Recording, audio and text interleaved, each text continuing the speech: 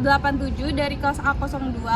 Dalam kesempatan kali ini saya ingin menerangkan materi tentang pemeriksaan biaya di muka atau prepaid expenses dan pajak dibayar di muka atau prepaid taxes. Lanjut ke slide pembahasan. Pajak dibayar di muka adalah pajak yang dibayar oleh perusahaan setiap bulan atau dipotong atau dipungut oleh pihak ketiga dan akan diperhitungkan sebagai kredit pajak di akhir tahun atau di akhir bulan. Sedangkan biaya dibayar di muka adalah menurut standar akuntansi keuangan dimaksudkan sebagai biaya yang telah terjadi yang akan digunakan untuk aktivitas perusahaan yang akan datang. Bagian dari biaya dibayar di muka diartikan sebagai pengeluaran yang manfaatnya akan dirasakan di masa depan sehingga dikategorikan sebagai aset lancar.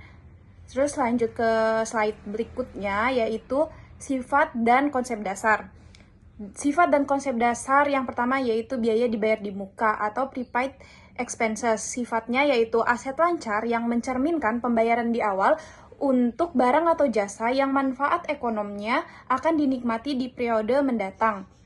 Menurut prinsip akuntansi, diakui sebagai aset dan kemudian dialokasikan sebagai beban secara sistematis seiring berjalannya waktu atau penggunaan, yaitu diamortisasi.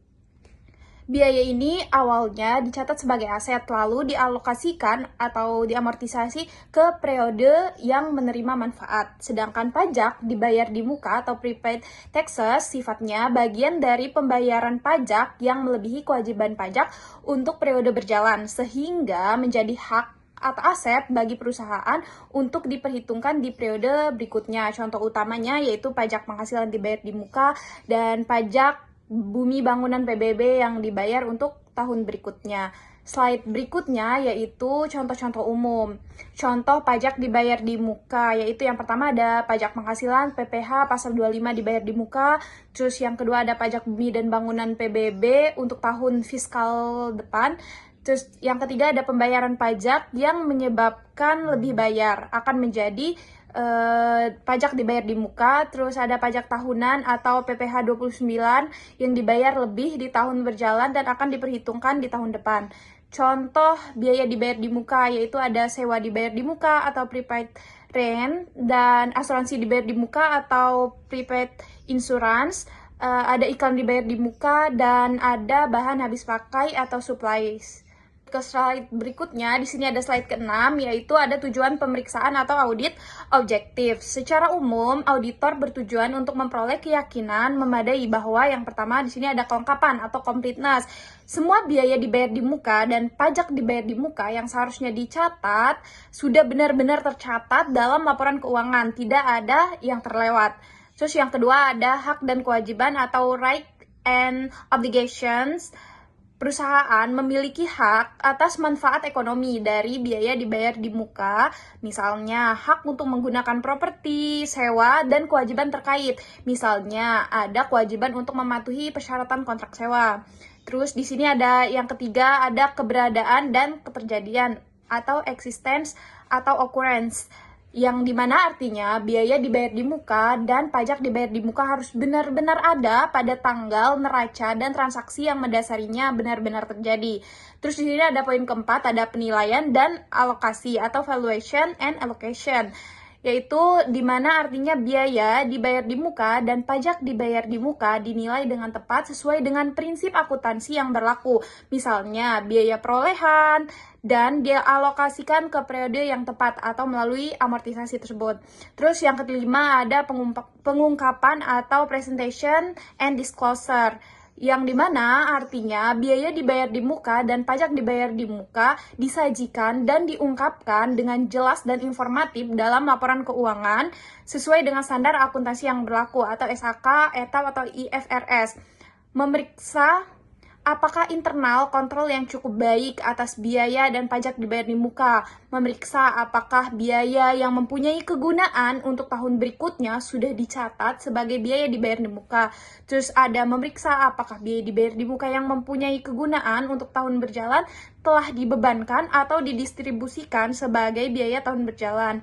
Berdasarkan prosedur pemeriksaan dibagi atas prosedur compliance test dan prosedur substantive test.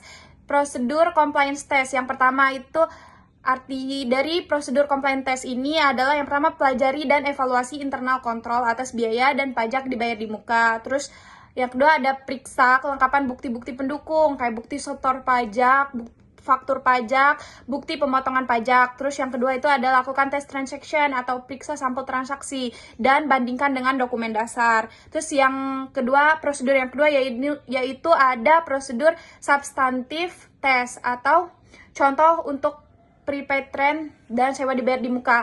Di sini yang pertama ada minta rincian atau schedule prepaid rent per tanggal, laporan posisi keuangan atau neraca. Terus yang kedua ada cek footing, penjumlahan matematis dan cocokan dengan buku besar. Terus yang ketiga di sini ada cocokan saldo prepaid rent per tanggal laporan posisi keuangan atau neraca dengan saldo buku besar atau general ledger prepaid rent. Terus yang ketiga ada lakukan vouching untuk pembayaran prepaid rent di tahun berjalan dan periksa lease agreement jika sudah dilakukan di compliance test kadar kebenaran kondisi pengikatan sewa. Oke, lanjut ke slide berikutnya. Di sini ada catatan tambahan nih, pertimbangan dan hubungan dengan siklus transaksi. Di sini ada materialitas, itu pemeriksaan mendalam difokuskan pada saldo prepaid yang material. Saldo tidak material seringkali cukup diuji dengan prosedur analitis dan review. Terus yang kedua itu ada hubungan dengan siklus transaksi. Akun prepaid expenses umumnya diperiksa dalam konteks siklus perolehan dan pembayaran atau acquisition and payment cycle. Jadi karena sumber transaksinya adalah pengeluaran kas atau pembelian. Terus yang ketiga di sini ada konsistensi, di mana metode amortisasi harus diterapkan secara konsisten. Perubahan metode yang material harus diungkapkan sesuai PSAK atau SAK. Dokumen bukti audit kunci, schedule of prepaid expenses yang dibuat klien, kontrak atau perjanjian, bukti pembayaran, dan perhitungan amortisasi. Oke, lanjut di slide terakhir. Di sini ada kesimpulan dan ringkasan. Jadi di sini sifat prepaid expenses dan taxes adalah alokasi biaya atau cost allocation yang dicatat sebagai aset lancar. Kemudian dialokasikan ke beban secara sistematis. Tujuan audit memperoleh keyakinan memadai atas existence atau occurrence, completeness, valuation and allocation atau amortisasi, strike serta presentation dan disclosure. Mungkin hanya itu yang dapat saya sampaikan. Saya mohon maaf apabila ada kesalahan. Billahi taufiq wal hidayah. Wassalamualaikum warahmatullahi wabarakatuh.